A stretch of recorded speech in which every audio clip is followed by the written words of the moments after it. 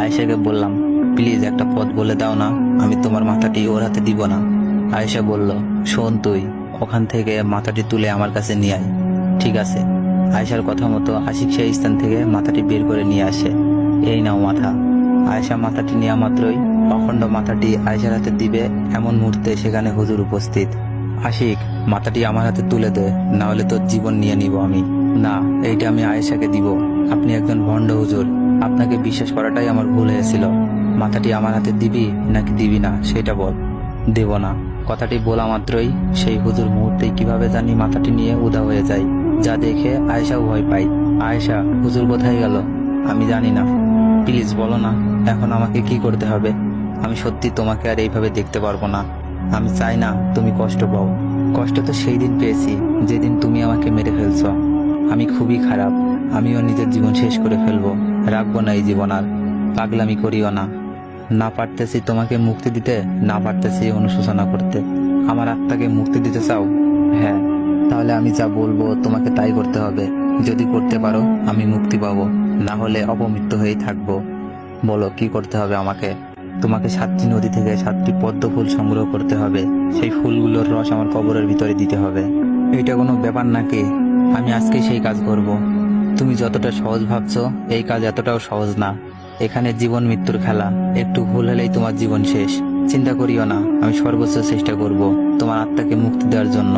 এর ফলে যদি আমার মৃত্যু হয় আমাকে ক্ষমা করে দিও আয়েশা। আমি একটা কথা বলে আসি, তুমি এইসব করিও না। আমার ভাগ্যে যা ছিল তাই হয়েছে। আমি চাই না তোমার জীবনের ক্ষতি হোক। না আয়েশা, আমি নিজেকে ক্ষমা করতে পারবো না। আমি তোমার জন্য এইটুকু করতে চাই। আমি একটু পরেই নদীতে যাব পদ্ম ফুল তুলতে। পাগল, এখন গেলে হবে না, রাত 12টার পরে সেই ফুল তুলতে হবে। ঠিক আছে, আমি প্রস্তুত নিচ্ছি। শোনো, পদ্ম ফুল তোলার সময়ে তোমাকে অনেক ভয় দেখানো হবে। তুমি কিন্তু ভয় করিও না, কারণ ভয় করলেই ওরা তোমাকে শেষ করে ফেলবে। আচ্ছা ঠিক আছে। এরপরে আশিক রাত 12টার দিকে নৌকা নিয়ে নদীর গভীরে চলে যাই পদ্ম ফুল তোলার জন্য। যেই না একটু নদীর গভীরে এসেছে, ঠিক সেই সময় কেউ একজন পিছন থেকে চিৎকার করে বলে, আশিক, নদীর গভীরে যাস না, সেখানে গেলে তোর মৃত্যু হবে, তুই ফিরে যা। আশিকও বলে ওঠে, না আমি ফিরবো না, আমি পদ্ম ফুল নিয়েই ফিরবো। এখন আমার যা হয় হোক। মুহূর্তে স্থানটি নিস্তব্ধ হয়ে গেল। কেমন জানি আমার মনে একটু ভয় কাজ করছিল। তবুও সামনে যেতে লাগলাম সেই পদ্ম ফুলের উদ্দেশ্যে, কিন্তু কোথাও সেই পদ্ম ফুল খুঁজে পাচ্ছি না। প্রায় 3 ঘন্টা খোঁজার পরে একটি পদ্ম ফুল দেখতে পেলাম, কিন্তু তার চারপাশে বিশাল বড় বড় 2টি সাপ ঘুরতেছে। লাঠি দিয়ে যেই না ভয় দেখানোর চেষ্টা করলাম, ঠিক তখনই একজন ভয়ঙ্কর মানুষ রূপে আসলো। এটা দেখা মাত্রই কলিজা ধরপড় শুরু হতে লাগলো আমার। এই, আপনি সাপ থেকে মানুষের রূপে আসলেন কিভাবে? হ্যাঁ, তার আগে বল, তুই এই নদীতে এসেছিস কেন? আমি পদ্ম ফুল নিতে এসেছি, ওটা নিয়েই চলে যাব। মানুষটি দেখি হাসতে লাগলো। আপনি হাসতেছেন কেন?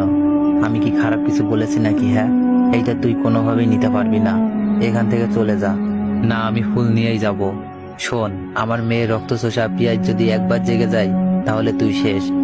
আমি চাই না তোর কোনো ক্ষতি হোক। আমাকে নিয়ে আপনাকে ভাবতে হবে না, আমি ফুল নিয়েই যাব। এই ফুলের লোভে অনেকে এসেছিল, তাদের সবাইকে আমার মেয়ে শেষ করে দিয়েছে। তুইও কি শেষ হতে চাস? দরকার হয় হব, তবু আমার ফুল চাই। এইভাবে তর্ক আর চিল্লাচিল্লিতে সেই পিশাচ জেগে যায়, আর সেও মানুষ রূপে চলে আসে। যাকে দেখা মাত্রই আশিক অপলক দৃষ্টিতে তাকিয়ে থাকে। মনে হচ্ছে সে এমন সুন্দরী নারী কোথাও দেখেনি।